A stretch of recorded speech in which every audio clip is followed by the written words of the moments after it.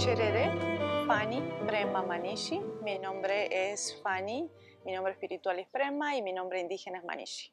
Vengo de Montevideo, Uruguay. My name is Ositadema Nwanebuike Oji, but my friends call me Osi. I'm from Nigeria, and I'm from the southeastern part of Nigeria, from a tribe called the Igbo tribe. Mi nombre es Julio César Cabrera Aguilar y soy de El Salvador, Centroamérica. I'm Lucia Miklashkova and I'm from the Czech Republic. So my name is Solomon and I'm originally from Ethiopia, East Africa. My name is Tu Phong Lor, as a refugee from Laos. Mi nombre es Susana López, soy del estado Trujillo, Venezuela. Buenas, mi nombre es Agustín Santos, soy de estado Aragua, Maracay, estado Aragua, Venezuela. Hola, mi nombre es Diego. Hola, mi nombre es Javier. Peter Atapu. I'm from Nigeria, born in Nigeria, and left Nigeria after high school and came to the United States 1978. Irina Firstman, Ukraine. My name is Lauben Biaruhanga, and I'm from Uganda. I came to United States in 2009.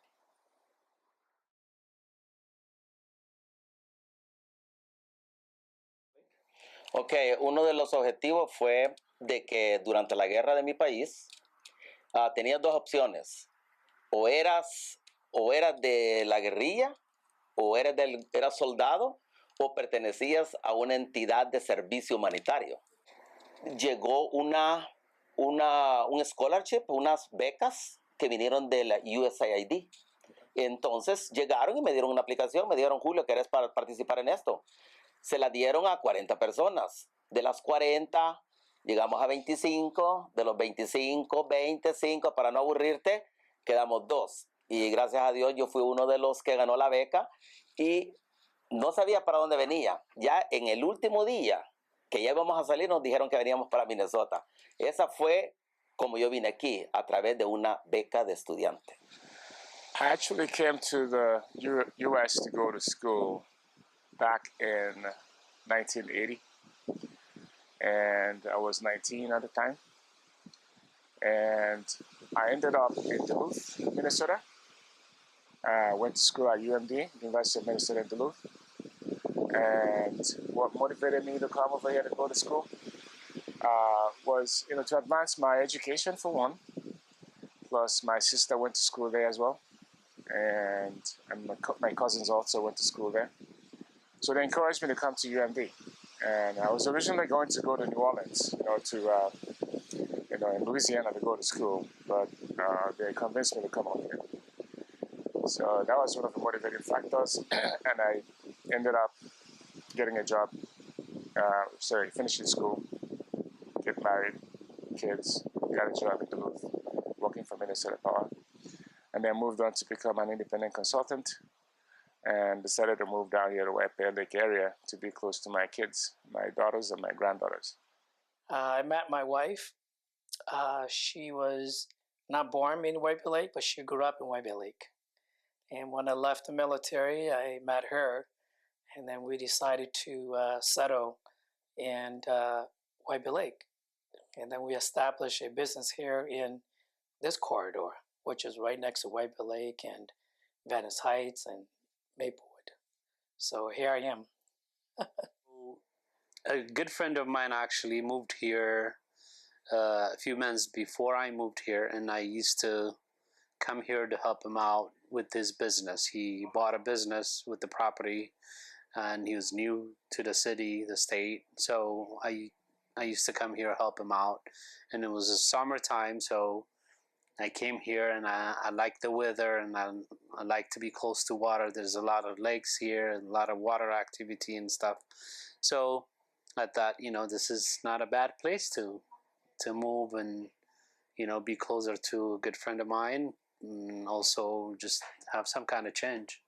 So that's why I moved here 2.5 years ago, and I bought this property and the business, and now I'm here, and I feel like I'm part of the community now, and it's just been beautiful.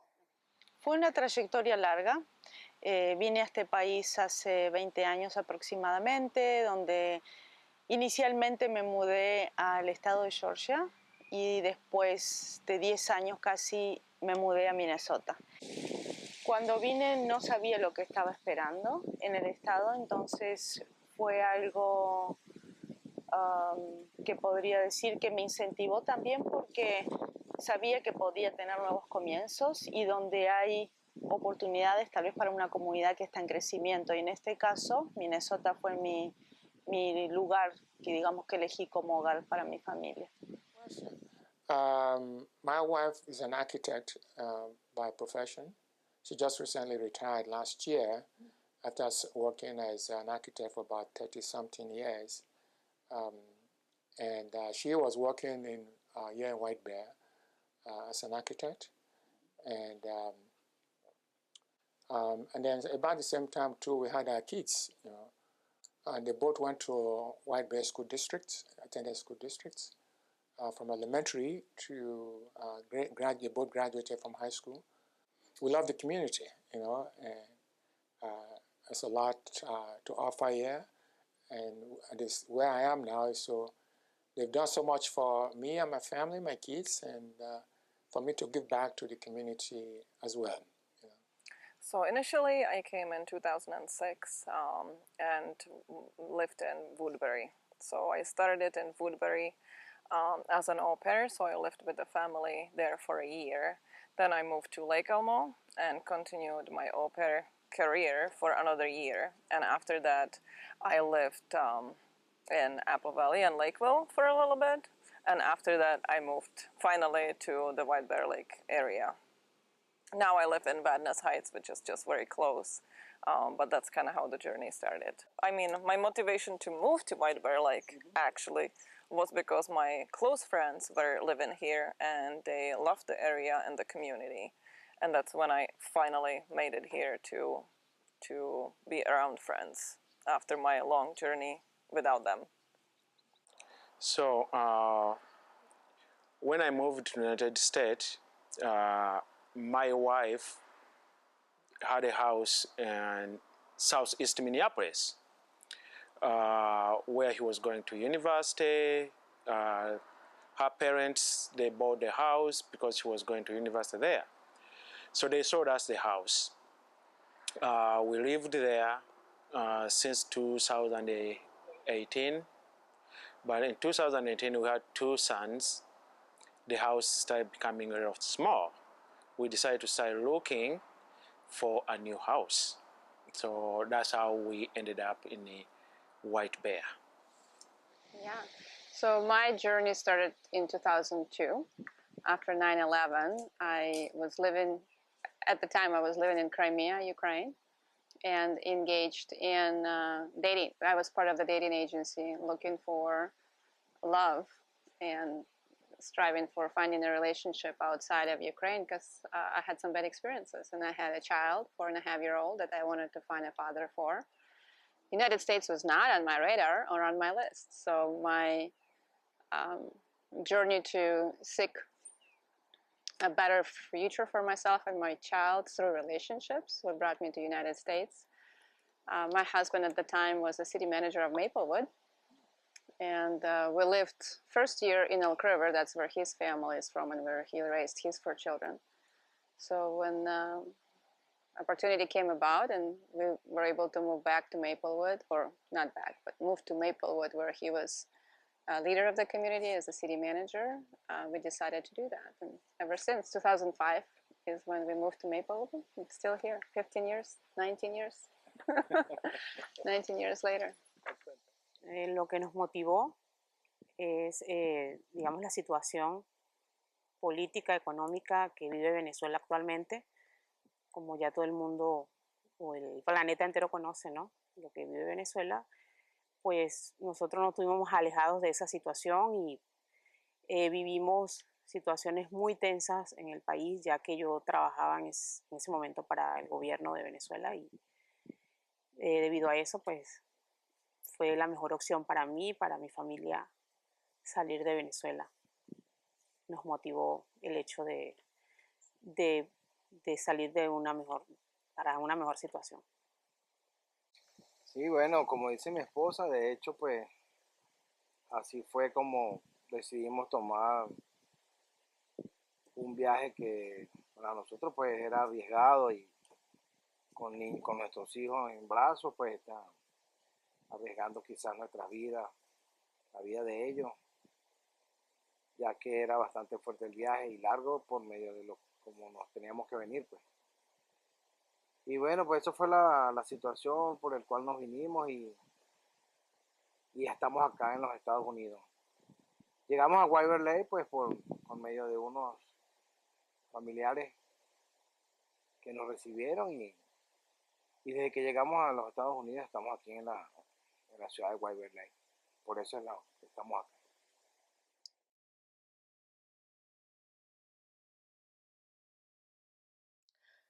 Well, it's been challenged. You know, as a refugee or immigrants coming to this country at a very young age, you know, you go through quite a bit of struggling. You know, when I grew up in, well, first we immigrated to Minneapolis. We were here for just a short year, and then my family relocated to Wisconsin, where I grew up. You know, throughout my entire childhood and etc. It's difficult to you know to say, but we did the best we could to blend in, to assimilate, and you know to have identity as humans, you know, into this part of American society. So I say quite a bit of struggling. Bueno, mantener, digamos, la identidad cultural para mí creo que ha marcado mucho el haber venido a Minnesota, aunque parezca, digamos, diferente, ¿no? Que alguien te diga, bueno, el venir a Minnesota me ha ayudado a marcar mi identidad cultural, pero así pasó. ¿Por qué? Porque he compartido mucho con comunidades indígenas locales. También me ayudó a reconectar con mis propias raíces sudamericanas. La importancia de haber venido aquí y haber conectado con personas que tienen sus formas de vivir, sus formas de seguir, su cultura, me ayudó a mí a reconectarme a mí misma con mi ancestralidad, con mi identidad cultural como persona de Latinoamérica, de Sudamérica, y eso lo aprecio mucho porque hoy en día puedo decir que sé quién soy y sé, digamos, hacia dónde voy a ir con mis hijos, por ejemplo, ¿verdad? El pasar, digamos, esa identidad a ellos que han nacido aquí y están creciendo como personas en Estados Unidos. What's interesting is that I feel belong to White Bear Lake community, and it didn't happen in 2005. That happened during COVID when I joined the White Bear Lake Rotary Club. It's through Rotary Club and being connected virtually at the time to the people who I felt were good people and very passionate about community.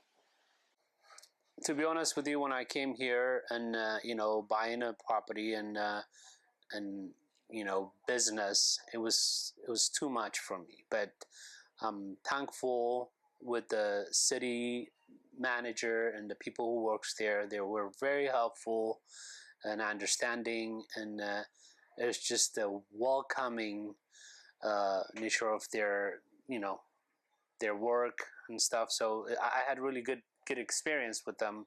They made it easier for me, and the people around here, they're nice. They know I'm from a different state, so they were very welcoming. I really had a good experience, and that kind of helped me to become, you know, part of the community shortly than could have been any other place. When I moved here, I basically became my own person. Now I was all alone in a country I didn't know, trying to learn language I didn't know, and really started to learning about myself as an individual.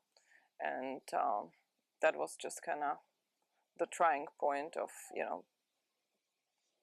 being somewhere else and trying something new.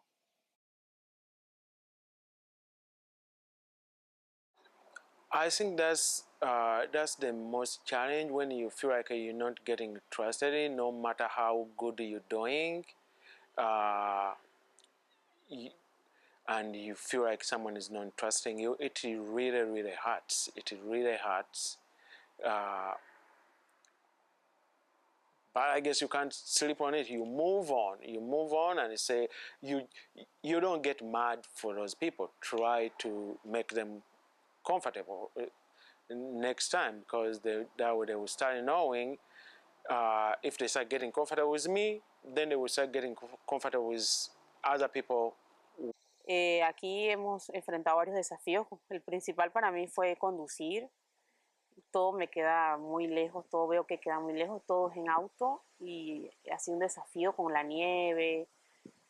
Y sí, ha sido medio, he estado temerosa con todas esas cosas y ha sido como el más fuerte en ese sentido, ¿no? Que todo ha sido muy lejos y hemos tenido que acoplarnos a todo eso. And, I also experienced racism as well. I remember very clearly, being followed around the shops, at JCPenney, to speak of, in particular. Not knowing what was going on at the time, because I didn't know enough to know when those such things happening, And I eventually learned that, okay, the reason why they were following me was to make sure I didn't shoplift or what have you, The culture and language at first, as a young kid, not knowing the culture and the language, that was a challenge. But as I grew up through high school and graduated and entered the military, serve our country, then that got me to the point where I feel a sense of a little bit more belonging. And again, you still have a lot of challenges in racial, prejudices throughout your lifetime. And some of those challenges has been toned down, but yet it's still present, but that you just have to accept it and move on. Challenges, so to speak, or literally, it's just one more thing to do. Yes. And I brainstorm through it, I pray through it, I think through them, and in most cases, if I give it all, I come out positive on the other side. Good. So challenges were not too much of literally what the challenge means. It's a way of life to me. It's a way of life. A challenge is a way of life. You find a way to overcome it. It's part of living, a part of breathing.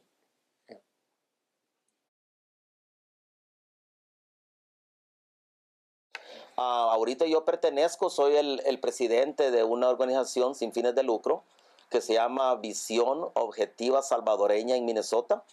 Entonces, a través de eso, yo estoy más metido en lo que es la cuestión de tener contacto con los hispanos. Así que ayudamos a las personas que están aquí, familias de que necesitan, le ayudamos con comida, con ropa, unas personas que tenían necesidad de silla de rueda, andaderas, entonces se ayuda de esa forma.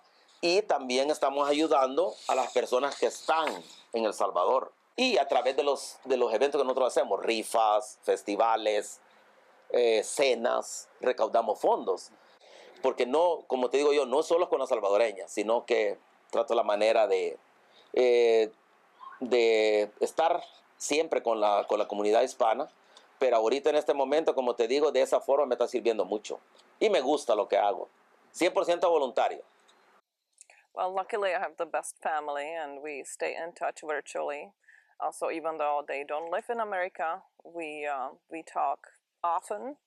I also, over the time of almost 18 years now, I have found multiple friends from the Czech Republic and Slovakia that we still connect on frequently, and together we visit festivals and different activities that that are made for people to keep the heritage going, and that's what we do. We also cook Czech and Slovak food and try to share that with other friends and neighbors around us. Bueno, es parte de mi ser, ¿verdad? Es parte de mi día a día. Desde que me levanto, agradezco cada día que comenzamos. Practico meditación, herramientas holísticas donde me ayuda también a conectarme conmigo misma. Entonces digo que es parte de mis prácticas diarias, ¿no? Ser parte de la cultura, no solamente cada tanto decir, bueno, soy latina o hablo español, sino que va más allá, como decíamos al comienzo, de poder reconectar con esas raíces de donde venimos.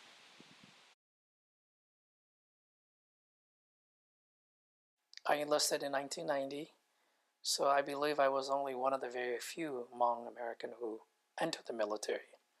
But yet, when I got to the fleet, stationed in Norfolk, Virginia, and I met a few other Asian Americans who were from Cambodia, Laos, like me, Vietnam, and some other Philippines. And you heard them talking, and but you thought those tones of language seem similar to mine. And then you turn around and you kind of get closer, right? You're trying to listen, but they're different. And finally, you wonder, you go, well, maybe perhaps someday I'll probably meet another person from my community. And voila, I did.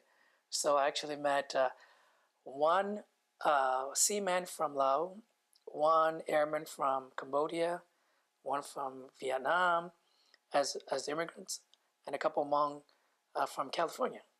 And it's funny because we had different days of duty.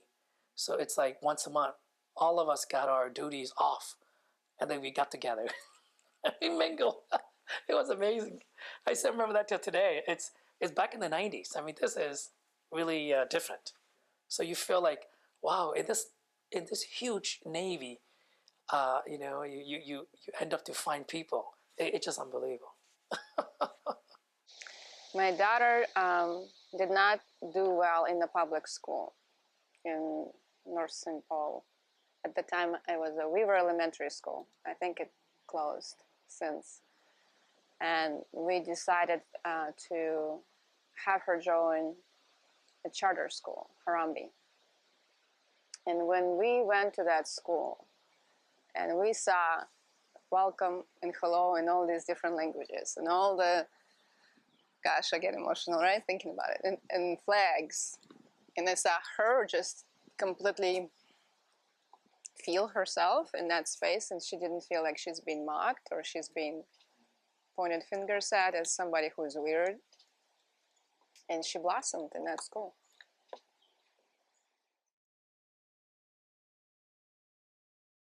Bueno, yendo a eventos culturales, hay muchos grupos de danzas típicas que son muy bonitos de muchos países, que me inspiran simplemente de ir a verlos. Me pasó de que fui a un evento cultural donde habían danzantes del Perú y allí pusieron la música muy conocida en Latinoamérica, que es el Cóndor Pasa. Cuando escuché esa música, mi corazón y mi emoción, me salieron lágrimas de los ojos, porque aunque esté lejos, eso nunca sale de uno. Entonces esa reconexión, digamos, me dio la nostalgia y mis lagrimitas salieron, pero creo de que es bonito poder crear comunidad, tener espacios donde podamos compartir y aprender. Aunque seamos de varios países de Latinoamérica, cada uno trae, digamos, su forma, su cultura, sus enseñanzas. Entonces es bonito conocernos entre unos y los otros y aprender a su vez. Yeah, I think they drove me to go harder. Doesn't matter how much I'm working, I will never feel that it's enough. I never feel like it is enough. Being an immigrant is driving me every time I don't feel like I'm doing enough. I feel like I have to help people a lot. I feel like I have to help. And I feel like if I stop working, what's going to happen to all these people? So I started thinking, like, God puts me where I am because of this. I think that being an immigrant made me work harder, just to, and I pushed myself, to be able to accomplish what my peers here accomplish, the ones that are obviously not immigrants, or even if they are immigrants. And I had to prove myself to even be able to get some of the chances and opportunities. And, I feel like people that believe in you, they do take the chance and give you the opportunity. Education is a big deal. And we support each other in that way as well. Every member of my family is a college graduate, for one, and some of us have moved on to get our PhDs and such, so we cherish education, and try to, because that's one way you can contribute and give back to the community or to the people, and reach back to support people back in Nigeria as well.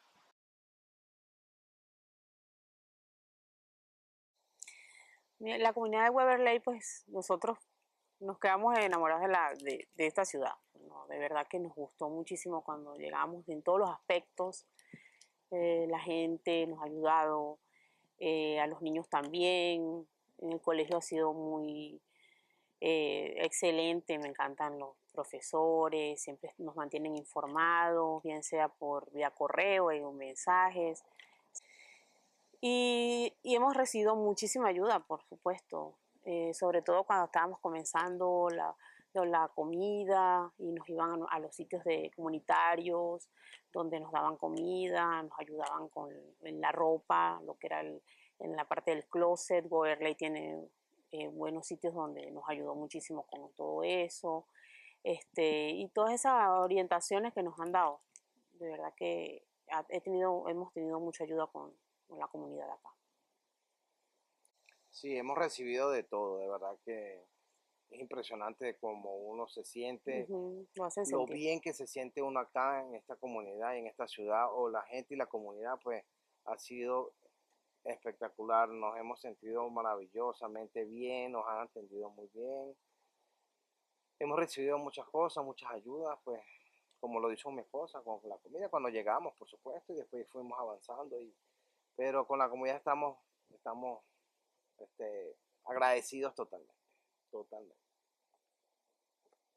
Well, I can think of many, but I think it's the support system of sharing the challenges that we're all going through, and it's just a matter of fact of time.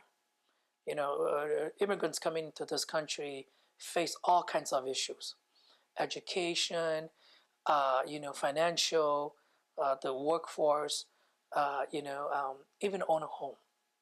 So, support system is that you comfort each other.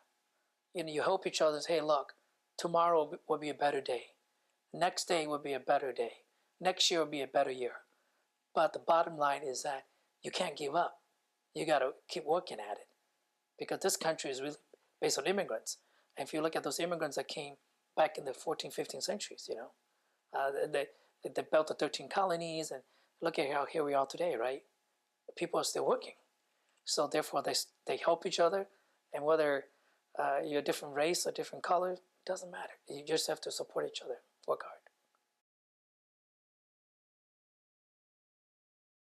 The biggest misconceptions is, that things get handed to us, basically, because, like affirmative action and such like that, things like that, we're here kind of taking advantage of things like that. And the truth is, we work hard. We try to, really be successful at whatever it is we're doing.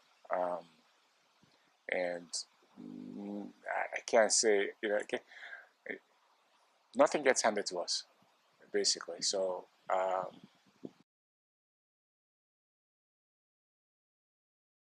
I love this place, and